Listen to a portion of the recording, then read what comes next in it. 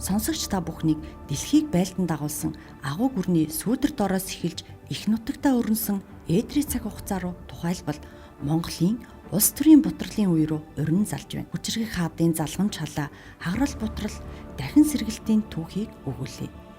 Дэлхийн түүхийг бичиж байсан Юан гүрний сүүлчийн хаан Тогоон төмөр 1368 онд Бээжин хотоос ухарч Уугуул Монгол нутагтаа ирснээр түүхийн нэгэн агуу хуудас хаагдаж умард Юан хэмээх шинэ ирэн эхэлсэн юм. Хятадын Мин улсын тасралтгүй довтлогоо болон дотоодын эрх мэдлийн төлөөх тэмцлээс үүдэн Монгол хуучин цагийн адил бие даасан олон жижиг фядлын эзэмшилд хуваагдав.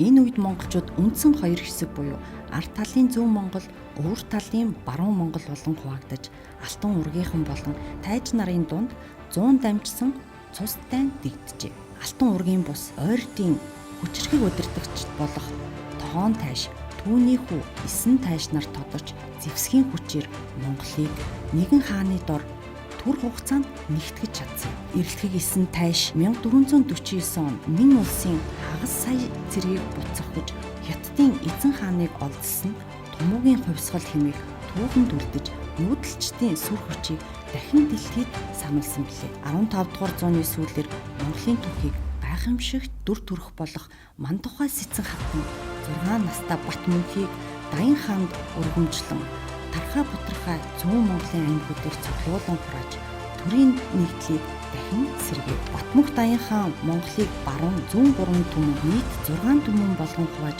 хүүхдүүддээ захируулан удирдсан удирлыг зогсоох шинэ бүтэц болсон юм. Даян хааны ач Алтан хаан 1578 онд Төвдийн Соднов жамцтай уулзсан Далай лам олгосноор урд нь язгууртнуудын дунд байсан буддизм нийт монголчуудын дунд 2 дахь удаага хүчтэй дэлгэрчээ. Улс төрийн Эдрээтэй энэ цаг үед Алтан товч, Эрдэнийн товч зэрэг алдарт түүхэн шашт руу төрөлдөж, төвд үнэтгэх судруудыг орчуулан соёл урлаг, утга зохиол улам бүр баяжсан. Гэвч Даян хаанаас хойш дотоодын үйл эвлэрэл, хагарал, иргэн гүнзгийрсээр Лэгдэн худагт хааны үед монголчууд хүчирхэгчин мандаж буй Манччин улсын эсрэг нэгдэж чадалгүй тусгаар тогтнолоо шат дараалан алдахад хүрсэн билээ.